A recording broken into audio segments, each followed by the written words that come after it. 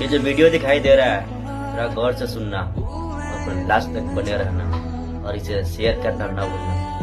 एक सेठ और सेठानी दोनों रोज सत्संग जाते थे। उनके घर में एक तोता था। तोते ने एक दिन पूछा कि सेठ जी आप रोज कहाँ जाते हो? तो सेठ ने कहा कि मैं रोज सत्संग जाता हूँ। तो तोते ने कहा जाइए साधु महात्मा से पूछिएगा कि मैं आजाद कब होऊंगा। दूसरे दिन जब सत्संग खत्म हुई तो सेठ जी बोले कि हे महात्मा, मेरे घर में एक तोता है, उसने पूछा है कि वो आजाद कब होगा। ये बात सुनकर सेठ जी गिर गए और बेहोश हो गए। उनकी ये हालत देखकर सेठ जी भागे भागे घर आए।